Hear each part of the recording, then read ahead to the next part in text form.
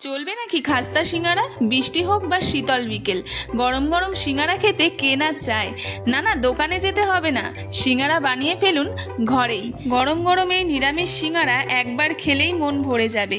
তো চলুন দেখে নিই কীভাবে বানালাম এই রেসিপিটি। এখানে নিয়ে নিয়েছি পরিমাণ মতন ময়দা আর নোনতা ভাব করার জন্য নুন, দিয়ে দিচ্ছি কালো জিরে, জোয়ান, এবার দিয়ে দিচ্ছি রিফাইন্ড অয়েল, দিয়ে ময়দাটাকে ভালো করে ময়ম দিয়ে নিতে হবে।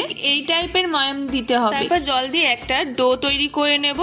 ভিডিওটি স্কিপ না করে পুরো ভিডিওটি দেখার অনুরোধ রইল। আর আমার চ্যানেলে যারা নতুন আছেন চ্যানেলটিকে সাবস্ক্রাইব করার অনুরোধ রইল।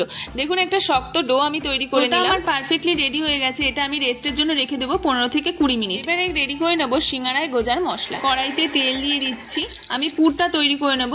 এখানে দিয়ে দিলাম কড়াইতে 5 ফোড়ন আর দিয়ে দিচ্ছি বাদাম। বাদামটাকে একটু লাল লাল করে ভেজে নিচ্ছি।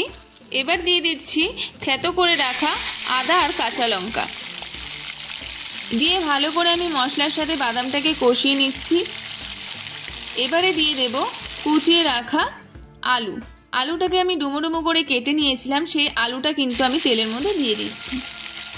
গ্যাসের ফ্লেমটা কিন্তু কম রাখবেন, না হলে বাদামগুলো পুড়ে যেতে পারে।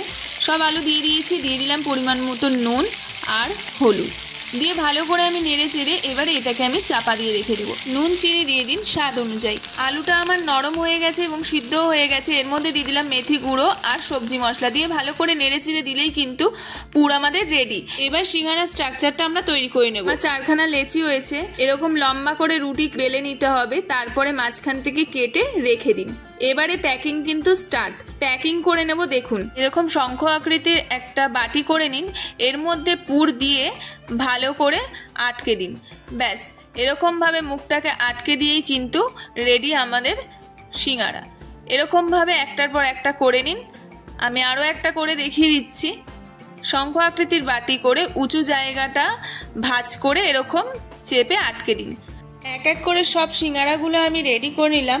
এই পদ্ধতিতেই কিন্তু আপনারা সিঙ্গারাগুলো রেডি করে নেবেন। আমার সব সিঙ্গারাগুলো রেডি হয়ে গেছে। এবারে ঠান্ডা তেলে এক এক করে সিঙ্গারাগুলো ভাজতে দিয়ে দিন। গরম তেলে দিলে কিন্তু হবে না, ঠান্ডা তেলে দিয়ে তারপরে ভাজতে হবে। গ্যাসের ফ্লেমটাকে কম রেখে আস্তে আস্তে করে সিঙ্গারাগুলো ভেজে নিলেই কিন্তু পারফেক্টলি রেডি হয়ে যাবে।